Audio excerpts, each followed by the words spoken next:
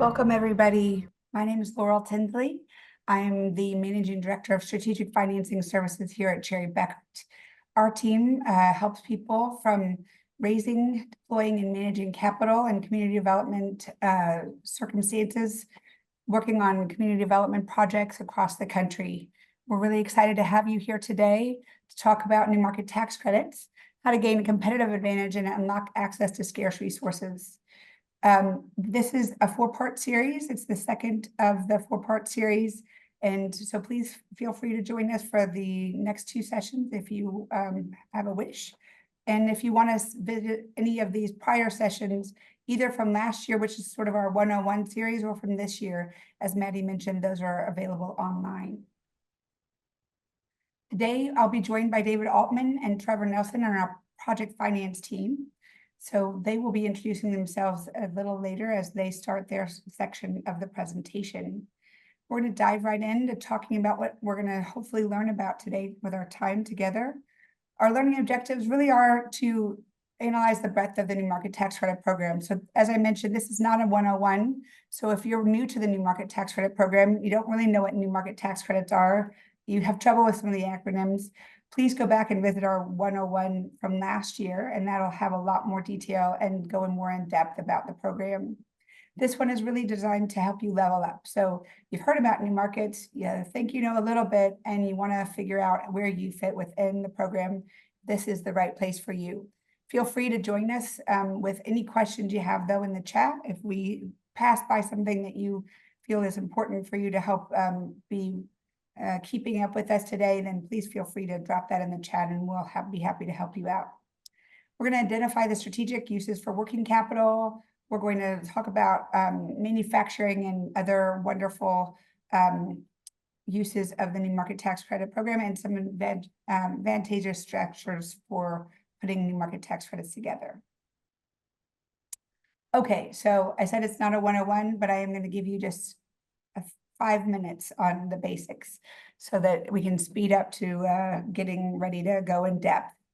So CDEs, which are community development entities, apply for the allocation of new market tax credits to the CDFI fund. That's an annual appropriation, but the CDFI fund has done us a favor and said that this round, they will be marrying up two rounds together. They got a little bit behind on issuing awards, and it's our last two rounds that are authorized currently.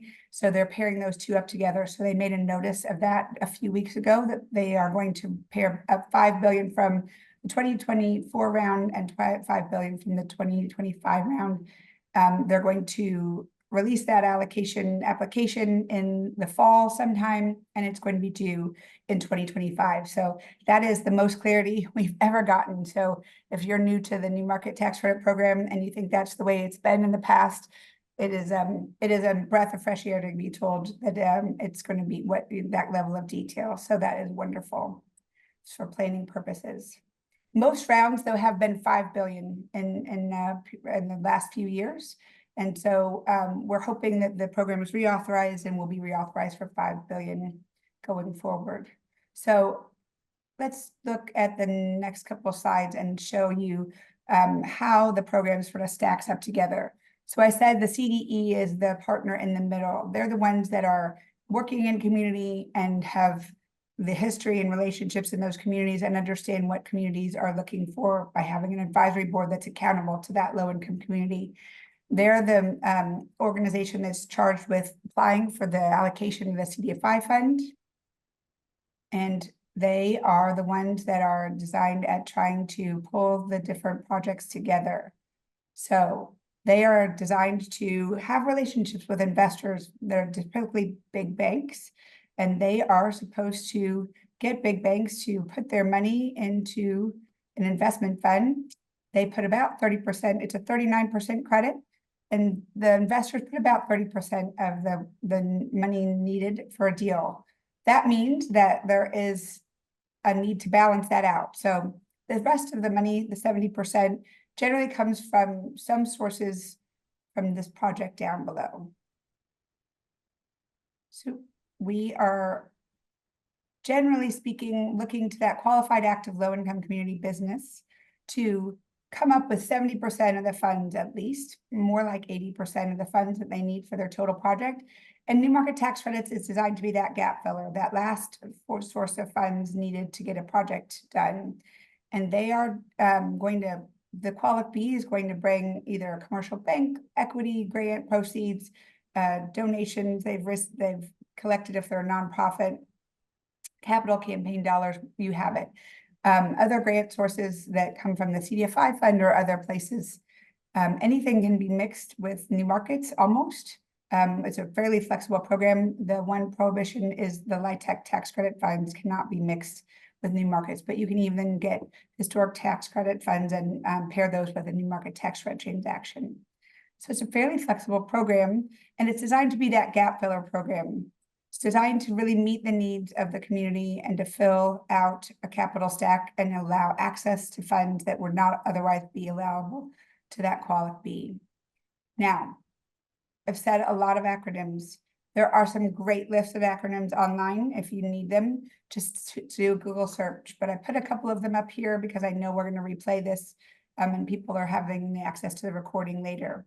So we do not send our full slides, but you will have access to the recording of the session later. So you'll be able to go back and pause over any sections and slides you want to go back to. So I'm going to just hover over this for a minute. We've mentioned a couple of these terms and what they mean. A community development entity is that entity that's designed to be working in the community. Substantially all is to basically that test to make sure that the funds for new markets get into the community.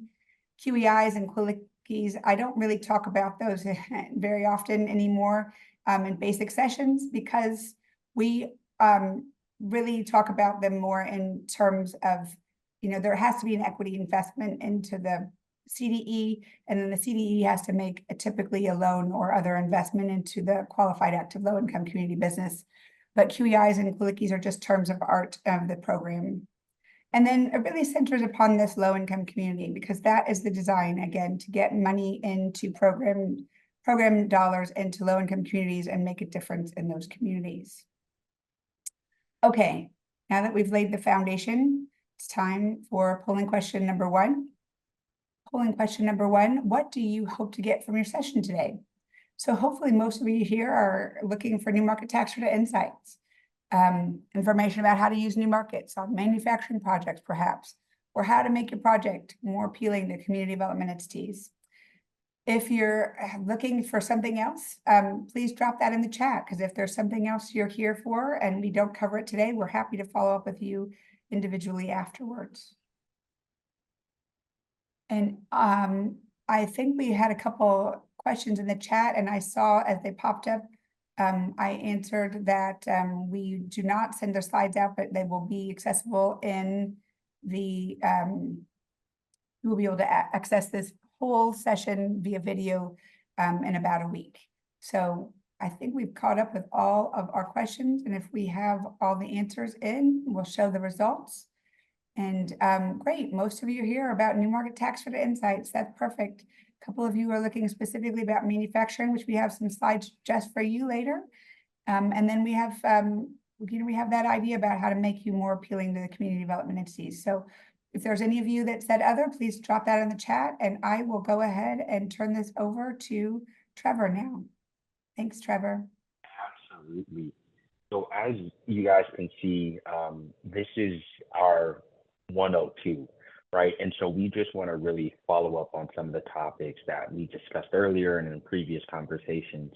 So one of the things that you hear come up very often is, what is the impact to the project of the new markets tax credit program? And a lot of people get confused because we talk about a 39% tax credit. Then we talk about on one of the slides, the equity investment accounting for up to 30% of the project. But then we mentioned this idea that the new markets proceeds cover up to 15 to 20% of the project cost. And the reason that our team focuses on this 15 to 20% is because there are fees that are associated with the new markets tax credit process. And so in order to reflect accurately the new project cost, with the benefit that we're discussing, we like to account for those fees. So after you account for all those fees, what people get most excited about is having 15 to 20% of the project costs come in the form of this tax credit equity investor, which simply put, you're building a $10 million building, you have $10 million worth of working capital and equipment. You now only need to come up with 8 to do the same $10 million activity you were going to do. Great thing is, again, as Laurel mentioned, the program is incredibly flexible. And so in addition to pairing with a multitude of sources, we've seen things from the USDA, various public and private grants and other forms of capital, as well as traditional bank financing, help account for that 80 to 85% that you need. And that's because the New Markets Tax Credit is structured as debt, but it's really flexible debt, and it's really in place to ensure compliance over the 7-year period that the New Markets Tax Credit program has compliance. So you'll see things like New Markets loans can be subordinated. They have low interest rates. They're interest only for 7 years. And ultimately, at the end of the compliance period, the investment is exited in a way where the loans may not have to be repaid. And so ultimately, very flexible structure such that the project is able to take advantage of the program in a way that's unlocking what hopefully is very valuable capital. Now, with that said, we have talked about this before, but just as a reminder, people always ask, well, where do you start in this cumbersome process, right? You have all these stakeholders, you have an investor, you have various CDEs. The question we get asked very often is, where do you start? And the reality is none of this can happen unless you have a qualified B, right? And a qualified B, remember, is just that qualified active low-income community business or the entity that is ultimately getting the tax credits. And there's some stipulations that are associated with what that entity can be. But again, remember, incredibly flexible. Remember that you can have a variety of different entity types. And there are some sin businesses, think things like casinos, but ultimately there's a lot of organizations that qualify. So number one is, do you have a quality? And when we think about that, it's qualified active. The first piece of that is qualified active. So we think about this portion, right, of saying, hey, do you have a qualified organization that is actively supporting low-income communities? And then as we go to what a qualifying location is, which is the second part of that abbreviation there, we just want to make sure you're in a low-income community. Now, at a very high level, we talk about the difference between the statutory requirements and then what happens with the industry. The statutes say you need to be in a census tract with a poverty rate above 20% or a median family income below 80%. With that being said, north of 90% of the deals that are getting done are in severely or higher distress census tracts, which have characteristics with poverty rates above 30%, MFIs below 60%, unemployment rate ratios above 1.5 times the national average, and or being in a non-metropolitan county. There's also some secondary metrics, like if you're building a grocery store in a food desert or providing health services in a medically underserved area. And so really important here that you not only have a quality B that is doing great work, but you also are in a location that is severely distressed, as that's where the lion's share of the allocation is going. So now that you have an understanding of why people are excited about the program from the project sponsor side or the quality side of the house, and you have an understanding of what that entity is, we just want to take a second to review this structure with some of the nuances. So if we take the pieces that you see here, what we find is the quality B, we start at the bottom. That's where I like to start, because without the quality B, there's no project to happen. You'll see then that as sub-CDE, which is a portion of a CDE, will allocate credits. In this example, we say a CDE was awarded from the CDFI fund, maybe a $50 million allocation. Each CDE is winning anywhere from $15-20 million all the way up to around $65 million. And those groups are usually putting anywhere between $5 and $15 million of allocation. There's unique scenarios where you might see that number go up or down, but customarily that's kind of where we're seeing various groups. And so if a CDE were to give a project $10 million of allocation, what you would see is that generate $3.9 million of tax credits, that 39% tax credit. Now, because the investors take this credit over a 7-year period, they're not going to pay dollar for dollar.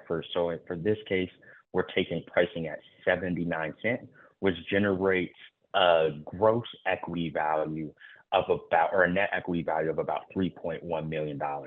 That means that the sponsor or the leverage lender in this case needs to come up with $6.9 million on the day of closing.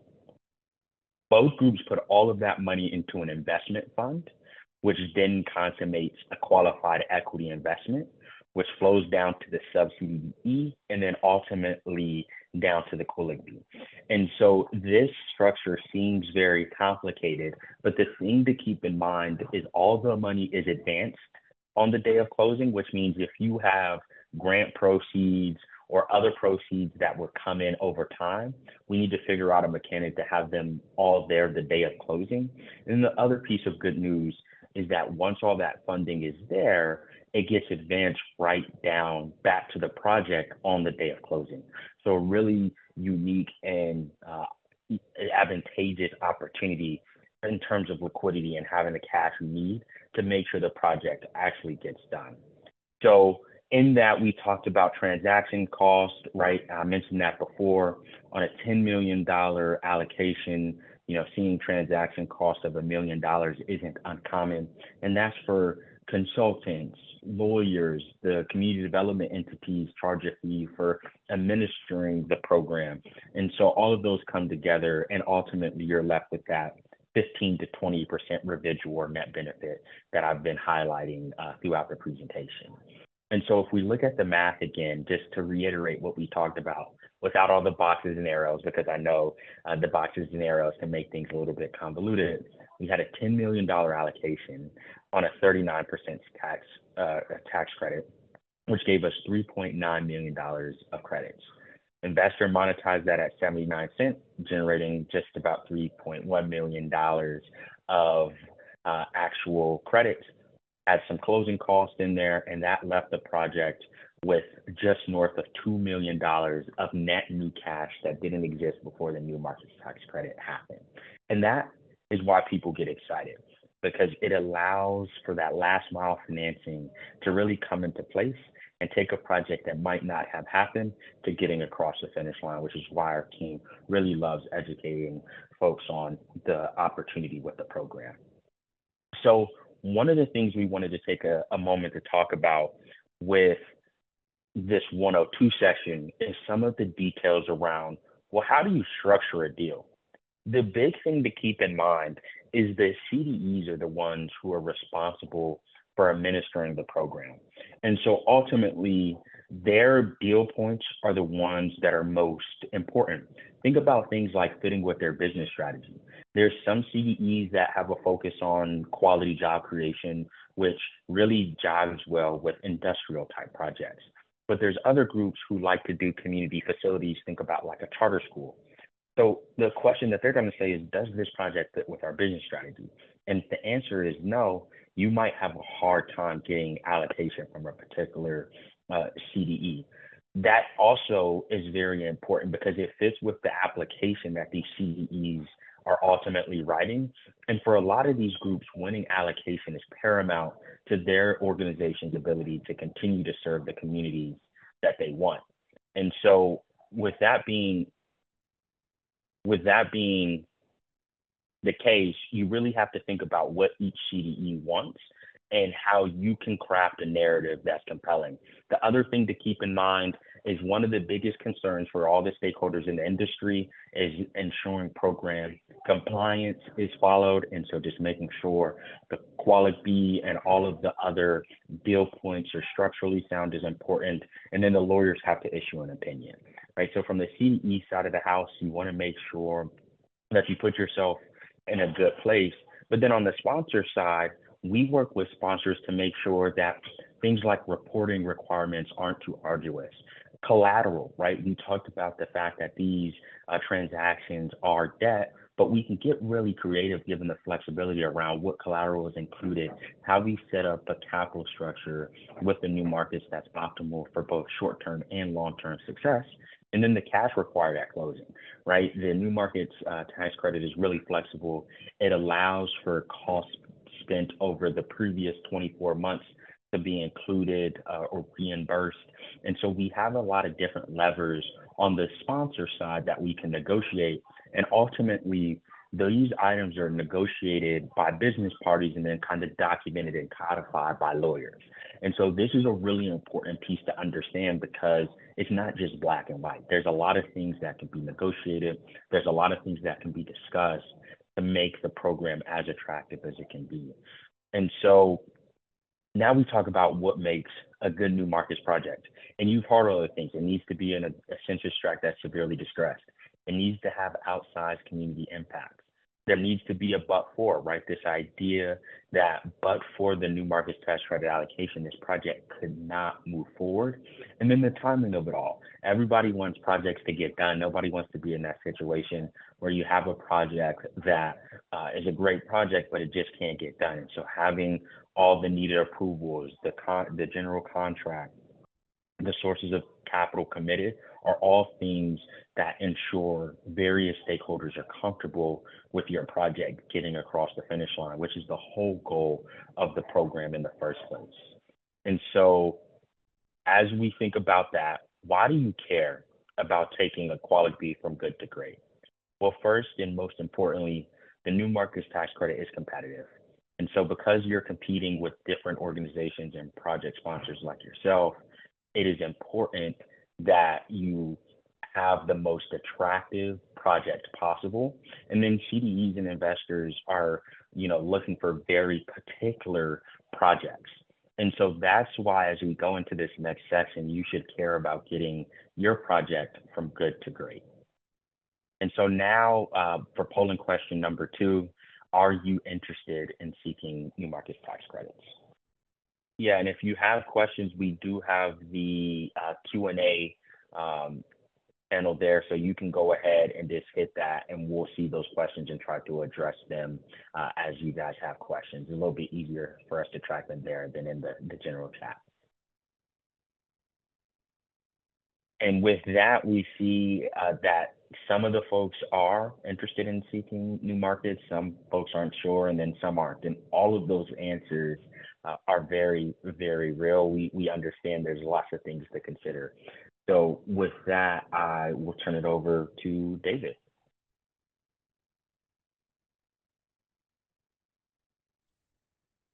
Hello, everybody. I'm a senior manager with Cherry Beckert, and I'm going to pick up where Trevor left off and talk about how you can change some of the generalizations to make your project great. And this is a pie chart which shows 4 equal segments. The 2 bottom are actually involving where your project would be located, so you don't have much control over that. But impact on the left and how you've put together your capital stack, those are 2 things that you have a lot more control over. And the more of these that you get checked boxes for, the better your chances are and the more leverage you have to negotiate. Because 79 cents is the example, but in my experience, it's been down in the 60s. And I even had some investor offer 99 cents once. So there's a wide variety. It's currently about where we've put it in this particular slide show. I also wanted to mention that you can maybe think of this as having another slice because the CDFI fund does give preference frequently with certain allocations for a minority control, or if you're helping underserved minorities in low-income communities, that could also be considered a potentially different slice. And from my point of view, the most important thing is what's your impact, because that gives you the most leverage. So, whoops, wrong direction, excuse me. So these are the geography ones that we mentioned. If you're in a rural tract, that is considered a good box to check. You usually have more opportunities. And every year there's the calculation of the underserved states. These are the ones for 2023 around. And if you happen to be in an underserved state, you have a lot more opportunities to negotiate and to have your project be more successful with higher net benefit. So that's a very important part to remember. And actually, if you have really great number of boxes checked, just so you know, and if anybody wants to check it, it's Section 45D of the IRS code. You even don't have to be in a eligible census tract under certain circumstances.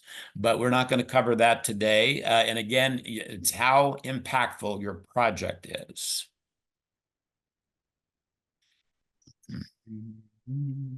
Okay.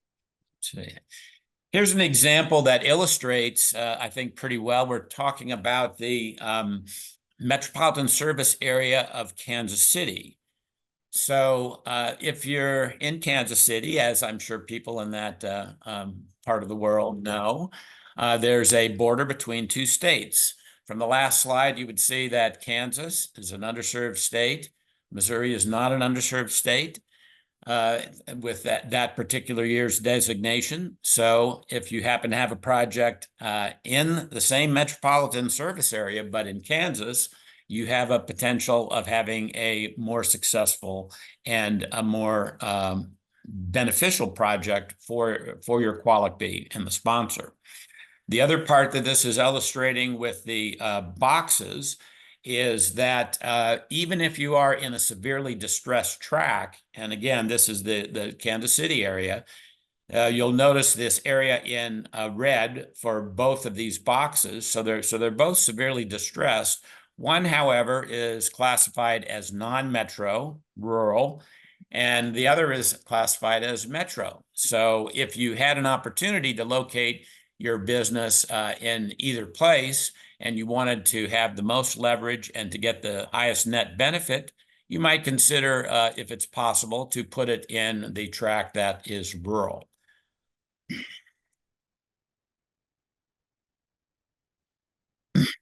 So here we have a little bit more detail on some of the targeted impacts. There at the top, you'll notice that there are some standards. These have actually been used by some of the community development entities, the CDEs. So job creation, very big plus. Thus, manufacturing facilities in an underserved state, in a rural location potentially, with workforce development, and maybe a large proportion of workers that you're helping in the area because of the folks that apply that are from low-income communities. That all gives you a lot of leverage. In terms of community services, it changes a little bit year by year, but these are ones that are pretty typically thought about, like for nonprofits and healthcare. Healthcare, there's a lot of healthcare out there, but is the healthcare helping low-income communities? We know in the United States that there are a large number of healthcare providers that do not accept Medicaid. The current average is between 25 and 30% nationally. However, Medicaid or federally qualified health centers, sort of the gold standard, they are going to provide healthcare, those providers, for everyone walking through the door, even if they have only Medicaid. So those are the ones that have a lot more opportunities and higher impact, the way it's judged by the CDFI fund in the Treasury. So in looking at if your project is really ready for it, you want to think of all the prerequisites that you have to have. don't want this to get out of hand, but the more that you have already done and are ready to go right away, again, this is a preference that will be given by CDs because you're going to close that quicker, and that makes everybody happy in the transaction. For instance, if you have a real estate transaction, do you have site control, or is it something that you're still thinking that you have to, get an agreement in place for the real estate? That's a very important point for those types of projects. Also, you're going to have to provide certain documentation once the closing process starts. Are there any things that are going to slow you down? That would not be a good thing. For instance, in many locations, sometimes it's pretty difficult to get certain types of permits to operate your particular business or to do your real estate transaction for either rehab or new construction. So if you're ready to go with those types of things on the front end, that leads to a smooth outcome, an easy closing, and everybody's happy, and the CDEs will love that type of a project. So those are some ways that people think about measuring whether a project is really ready for new market tax credits. The other thing is, what are you going to spend these proceeds on? So there are a lot of options here. Again, it depends on the impact about how this is measured. But if it's real estate, it's important to think about all the other pieces that you have to have with that. Do you have adequate equipment? Do you have the permits in place? Can you think that you're not going to have any issues that are getting your environmental assessment, making sure title's clear, all those types of things that you would think of for doing a real estate transaction. With equipment and with working capital, these have a little bit less post-closing burdens, one would say, as we're going to the right on this slide. But what you really want to do is, if you're going to do this, how does it commit to any kind of innovative use? Innovative uses, again, tend to attract CDs, and there are several CDs that have very specific requirements for uses under this. So those are the types of things that you want to take a look at.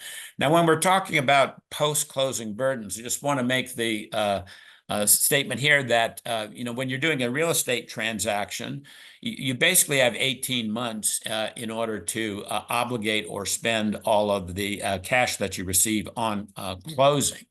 And so you're going to have a construction budget and the regular types of things you would do for a real estate transaction of any kind.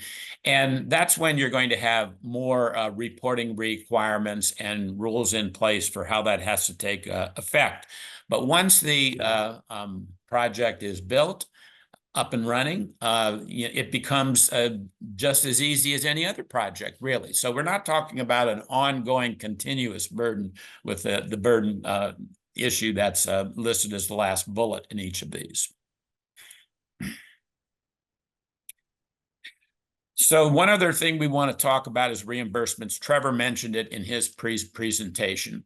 Currently, the guidance from the IRS is that there has to be 24 months looking back for you to get reimbursed for eligible expenses.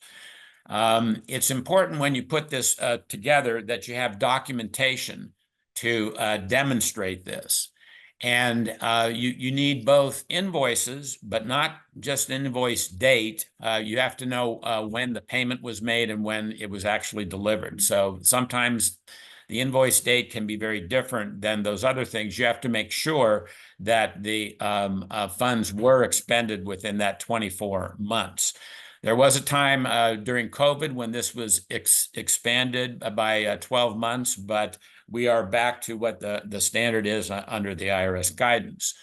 So if you have those types of reimbursements that you have, And then you have basically an unlimited amount that you can put into that as long as it's acceptable to the other parties of the transaction. In the next slide, we're going to show the same one that you've seen before. So I'm not going to go over these pieces of it, but we want to see how does the reimbursement actually affect what's going on, and how does it improve your net benefit. Okay, so this was what you'd seen before, and we'd talked about it in the presentation.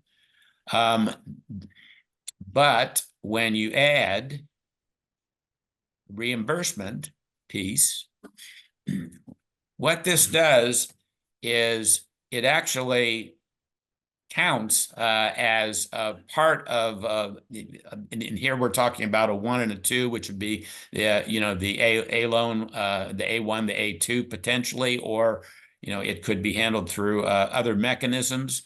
And this is the B loan side of how we refer to this part of the transaction. That actually reduces, what you're going to have to think about in terms of providing on this side. So you can see that it dramatically changes what can be done if you have 3 million in reimbursements which come back. And again, those are done on the day of close.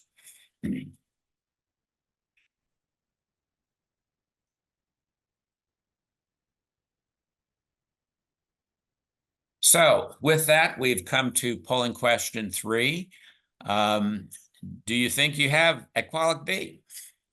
So I noticed a lot of people were saying either, they weren't too sure about that or didn't want to do it. It does look complicated, but in the end, as some accountants have even said, where else can you find free money that helps you get your projects done? So have at the polling question. Thank you for your time. And so it looks like some of you need help deciding if you have a qualic B. Some of you do have a qualic B, and some of you, or it looks like a lot of you, might not have a qualic B.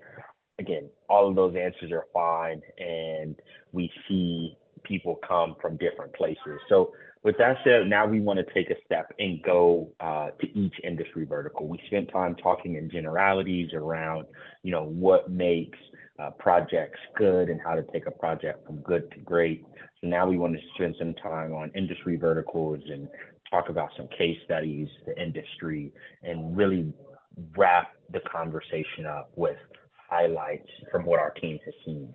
So as we think about, manufacturers, we think about things like, again, that location, right?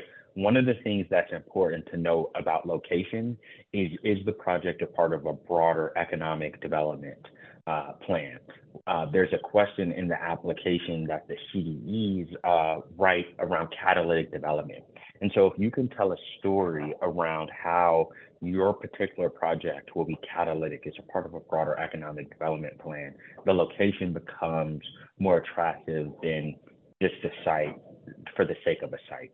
The next thing that we talked about is jobs, right? How many jobs? What sort of benefits are being offered? Are they accessible? We think about accessibility at a very base level of not requiring post-secondary education. There's some other ways to think about that as well. But we want to make sure that the jobs are impactful and plentiful. And the other thing that can be helpful is, does the sponsor have a track record of pulling off comparable projects? We understand that sometimes it's not realistic to think they'll have experience doing another new markets deal, but at least having a track record of pulling this off. And then the question is, where are the non-new markets financing coming together, and are those in place? If you talk to investors today, a lot of them are excited about self-leverage deals, or just this idea that a manufacturer, for example, is going to finance a project on balance sheet or with existing capital, but that doesn't mean that those projects who are working with third-party sources of capital aren't attractive. You'll just want to make sure all of the considerations and the various variables are ironed out going into the closing process. And so with that, we want to talk about a case study that we closed this year with a lumber mill. And what you can see is this project was incredibly unique in that we were able to find $5 million of federal new markets and then $5 million of state new markets in Louisiana. We didn't talk much about state new markets. Every state is a little bit different, but in their own separate nuance, there's a lot of similar features to the federal program. The reason that this project was attractive is this what we have talked about throughout this presentation. It was in a non-metro census tract, a severely distressed non-metro census tract. And I want to call out here that there is one carve out in the current authorization of allocation, which is 20% of all the new markets allocation needs to go to non-metro census tracts. So that's $1 billion a year right now that is exclusively allocated to non-metro projects. And as you can imagine, finding attractive projects in these areas can be a little bit more challenging. So for those projects that are non-metro, very, very incentivized. The other thing that we see here is there was 156 jobs. All of those jobs were paying a living wage and offered a benefits package, and 96% of those were accessible. This is a really incredible story, not only for the community, but for the CDEs who were responsible for doing this deal. Some other things that made this project really a slam dunk, it was equipment financing. So we talked about this idea that non-real estate financing is attractive, both in terms of the closing rigor, but also in terms of the innovative use of it. The other thing we talked about was the reimbursements.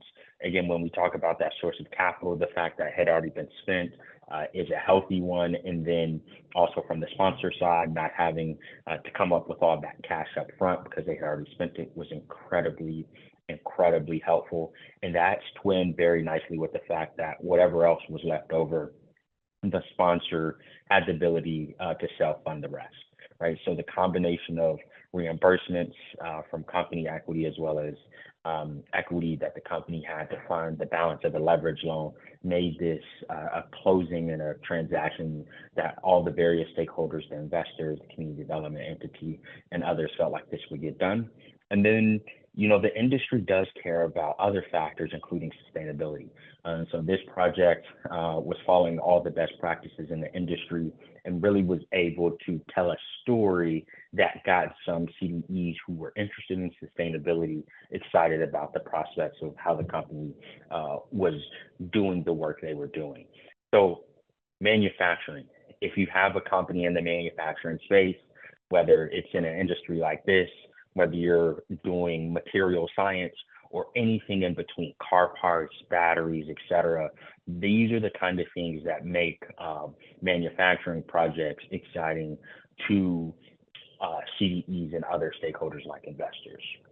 So as we go to the next case study here, we're talking about healthcare and nonprofits, right? And again, we start in a lot of the same places, right? Location, right? Statutorily, you can't get around this idea that the location has to be qualified. Then with healthcare and nonprofits, we think about impacts a little bit differently than just job creation. So we think about what services will be offered, how many new patients or clients or people served will there be. Is the care accessible to low-income persons, right? A reoccurring theme that you hear often and over again. And then are you able to offer training to create career paths both internally, but then also for the people you're serving? And so, you know, from an impact perspective, the nonprofits, healthcare, et cetera, look and feel a little bit different, but they're still akin to the ethos of the program. And that's what we really want to get across here. And then just going back to some of the things, again, with nonprofits, a lot of times we find they might not be, and you might not be in the business of building a building.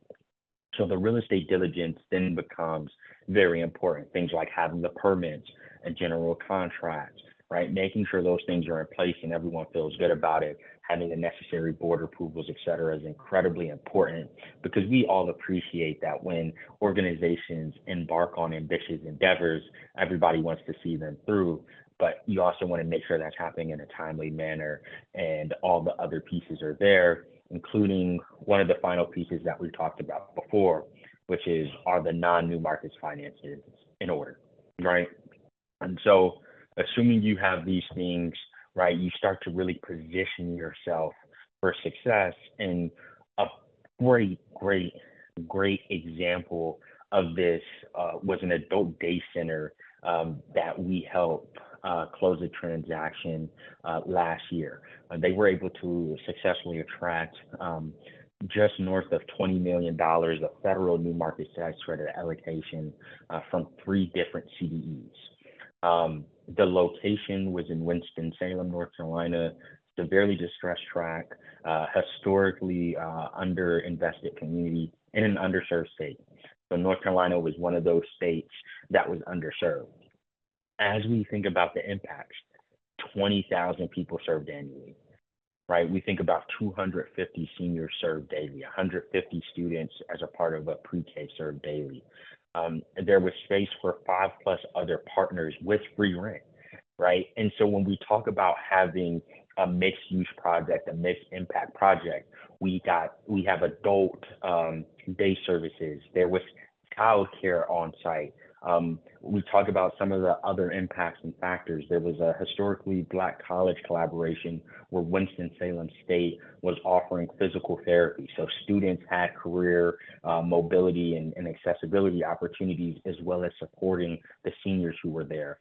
There was the 2 large healthcare systems in the same building. So they were offering a variety of different health offerings, right? And I believe it was in a medically underserved area as well.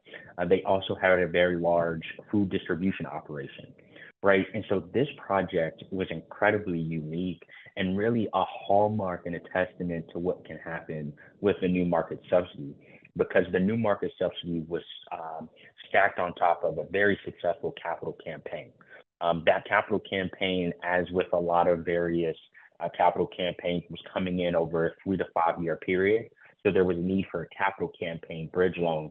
And going into the closing process, they established a facility that would help advance all of the proceeds on the day of closing to make all of this happen. So that is a good example of a nonprofit with some healthcare, to give an example and a flavor of that asset type. And then finally, we want to talk about real estate, non-real estate.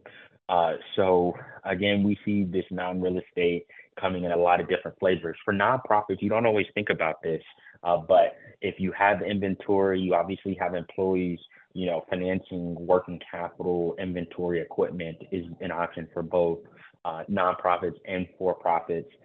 All of the facts are the same, though. You have to be in an eligible location. You have to be impacting the low-income community, and the other finances need to be in order to really bring everything together. And so one last case study we want to give is a company who really was a testament to a non-real estate transaction in a way that empowered a local community to bring a lot of jobs. So Colmar Brands was doing an expansion off the port in Savannah, Georgia. It was a severely distressed tract. They were bringing almost 300 jobs. All the jobs were providing a living wage and offering a very healthy benefits package. And north of 85% of those jobs were accessible, right? So we talk about that quality job creation, a really large job number, got people excited. And this was exclusively equipment financing. So obviously with the distribution facility, some light manufacturing, there was a need for a lot of specialized equipment in addition to some working capital, just given they're building a brand new facility and will likely take 12, 18 months to really get things rolling. And so then on top of all of these good facts, the sponsor had the ability to self-fund the leverage loan with a credit facility they had established with a banking syndicate. And so again, as we talk about why projects are getting done, some of the projects that we have supported, we hope that you now have a better understanding of how to take a project from something that's good to something that's great and really has the best prospects of finding success with the new markets tax credit program. And so with that, our final polling question is just, would you like to further connect with the Cherry Becker team on the topics we have covered today? Thank you all for joining us today. Whether you need or want us to follow up further, or you just here for CPE, or you just wanted to get a little bit more information. Hope you got what you were looking for today. We look forward to you sharing your feedback with us. So please feel free. There's going to be a short survey at the end to give us that feedback, but this helps us narrow down the waterfront. Thanks so much for doing that. So after that poll question is completed, we just have a couple of slides on who we are as a team. You know, I don't start off with this because I don't want this to be a sales pitch, but it's really about what we can help you learn. But what we can keep helping you learn about is sort of the work we do. We are deeply embedded in communities across the country. We have a project finance team that works with projects like we talked about today, helping them find allocation. We have a community development entity team that helps community development entities across the country, CDFIs, CDEs, administer their program, gain access to new market application, allocation, get other federal grants and programs up and running. And this is just us a little bit by the numbers. And I think that that is it for us today. So thanks so much for spending your time with us. We wrapped up with giving you 8 minutes back into your hour. So I hope you all have a chance to take a little break before your next thing on your calendar. And please feel free to join us for our next couple sessions. The next one we have up will be on strategically planning for your organization to get to the next step beyond the plan, putting a plan on page. Okay, now you got that. How do you implement? So it's from taking planning to implementation. And then we'll have CDE best practices as our last session this year. So thanks so much for joining us today. Take care.